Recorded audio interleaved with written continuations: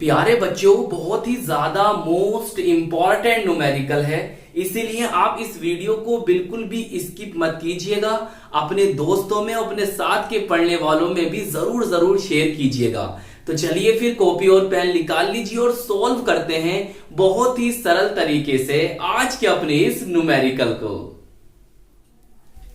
एक विलयन में बेंजीन का 30 द्रव्यमान प्रतिशत कार्बन टेट्राक्लोराइड में घुला हुआ हो तो बेंजीन के मोल अंश की गणना कीजिए।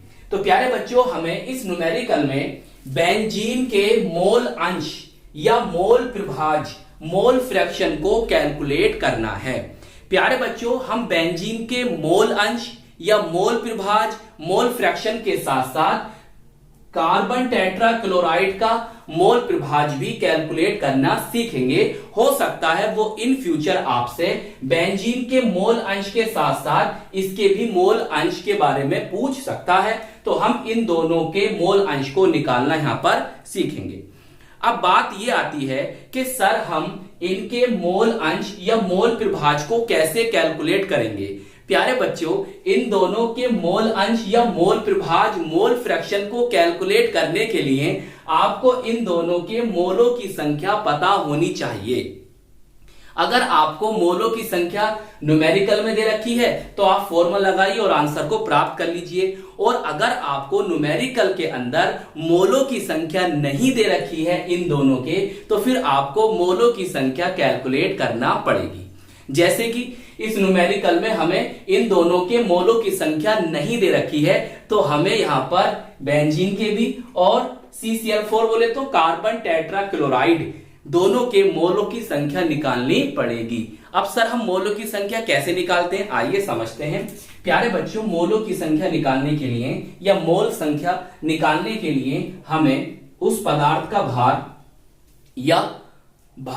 या द्रव्यमान बटे उसी पदार्थ का हमें अणुभार या मोलर द्रव्यमान पता होना चाहिए। इस फॉर्मूले से पता चलता है कि हम जिसके भी मोलों की संख्या निकालना चाहते हैं, हमें उसका भार और हमें उसका अणुभार पता होना चाहिए। बात समझ में आई? अब आप यहां पर देख रहे हो सर, ना यहां पर मोलों की संख्या दे रखी है, ना हमें बेंजीन का और कार्बन टेट्राक्लोराइड का भार पता चल रहा है, और ना इनके हमें मोलर द्रव्यमान या अणुभार पता चल रहे हैं। प्यारे बच्चों, सब बातें छुपी हुई हैं इस 30 द्रव्यमान प्रतिशत में।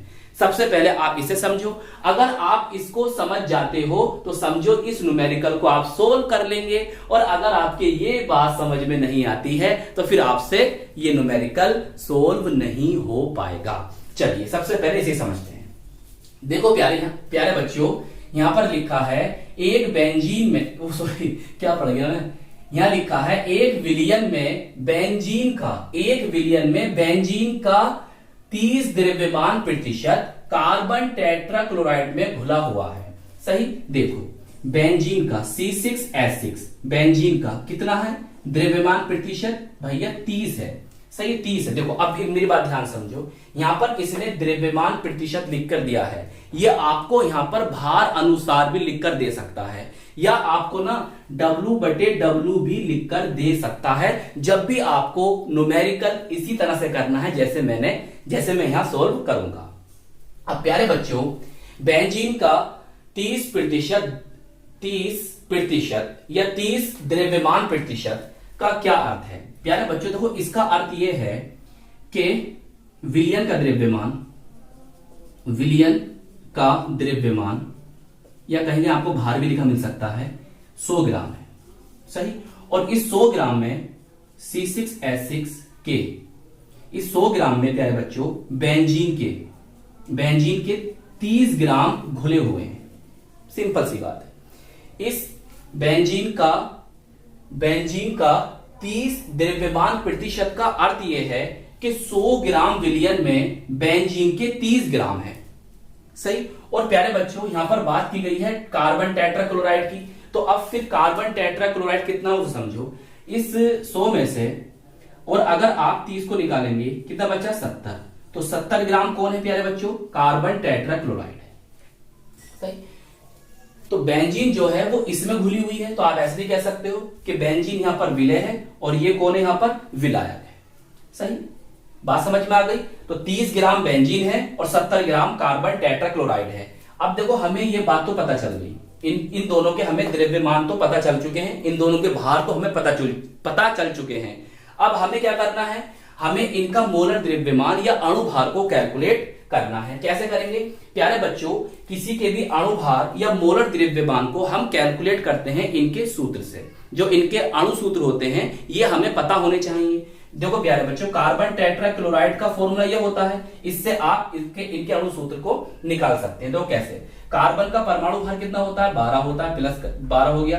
फिर आगे करो प्लस कार्बन, क्लोरीन का होता है 35.5 और कितने क्लोरीन है यहाँ पर, 4 है, गुणा 4 कर देंगे। सही, जब आप यहाँ पर गुणा करोगे और जोड़ोगे तो ये आ जाएगा प्यारे बच्चों आपका 154 ग्राम पर मोल। सही, तो इसका हमें अणु भार या मोलर द्रव्यमान पता चल गया 154 ग्राम पर मोल। अब देखो बेंजीन का कैसे निकालेंगे प्यारे बच्चों, बेंजीन कार्बन का परमाणु भार कितना बताया मैंने, 12, और कितने कार्बन है सर 6 है, गुणा 6 कर देंगे। सही है, और हाइड्रोजन का परमाणु भार 1 होता है और कितने हाइड्रोजन 6 हैं, तो गुणा 6 कर देंगे। ये आ जाएगा आपका 78 ग्राम पर मोल। तो इस प्रकार अब हम कार्बन टेट्राक्लोराइड और बेंजीन के मोलों की संख्या निकाल सकते हैं। सही, चलिए फिर आइए अब आपको किस तरह से इसे सोल्व करना है उसे समझिए। आपको सबसे पहले ये लिखना है कि बेंजीन का मोल त्रिभाज्य या मोल अंश हमें ज्ञात करना और साथ में हम इसका भी ज्ञात करेंगे। देखिए बेंजीन का भार या द्रव्यमान 30 ग्राम अभी समझाया है और इसका अणु भार या मोलर द्रव्यमान 78 आया है, अभी मैंने आपको यहां निकाल कर दिखाया। सही, अब देखो मोलों की संख्या निकालने के लिए बेंजीन का यहाँ पर भार और यहाँ पर इसका अणु भार 30 रखा और नीचे रखा कितना आपने 78, तो कितना आ जाएगा 0.385 मोल। तो बेंजीन के मोल आ गए। इसी तरह से कार्बन टेट्राक्लोराइड का भार 70 ग्राम का आया है, यहां से इससे पता चला। और प्यारे बच्चों इसका अणु भार 154 ग्राम पर मोल आया। अब आप इसका मोलों की संख्या निकालेंगे, इसका भार रखो, इसका यहाँ पर अणु भार रखो, तो कितना आ जाएगा 0.454 मोल।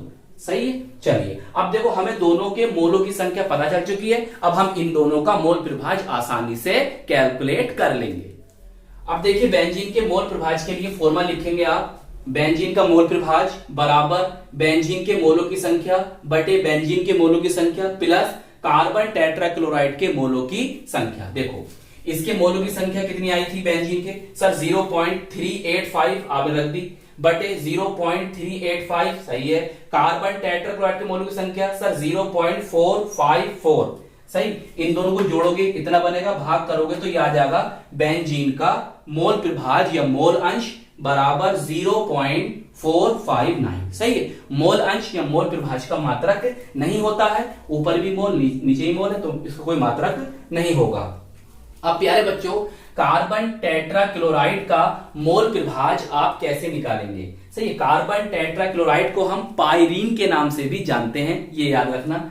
तो इसके मोल प्रभाज्य निकालने के दो तरीके हैं। देखो एक तरीका तो ऐसा है इसी की तरह कि अगर आप इसका मोल प्रभाज्य निकालना चाहते हैं तो यहां पे लिखेंगे CCl4 बराबर, देखो आपने इसका मोल प्रभाज्य निकाला है तो ऊपर इसके मोलों की संख्या रखी है, और अगर आप इसका मोल प्रभाज्य निकालना चाहेंगे तो यहां पर इसके मोलों की संख्या रखोगे और नीचे सेम रहेगा।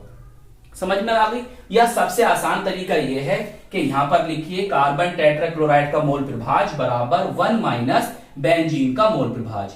देखिए 1 यहां पर आ गया, इसका मोल प्रभाज्य कितना आया 0.459, यहां पर रखिए, घटा देंगे कितना आ जाएगा 0.541, जो कि कार्बन टेट्राक्लोराइड का मोल प्रभाज्य होगा।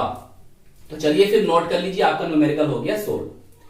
तो आई होप ये न्यूमेरिकल आपको अच्छी तरह से समझ में आ गया होगा। तो प्यारे बच्चों इस वीडियो को लाइक कीजिएगा, अपने दोस्तों में अपने साथ के पढ़ने वालों में जरूर शेयर कीजिएगा और अपने इस प्यारे से चैनल को सब्सक्राइब कर लीजिएगा। हम मिलेंगे आपको इसकी नेक्स्ट वीडियो में। जय हिंद, जय भारत।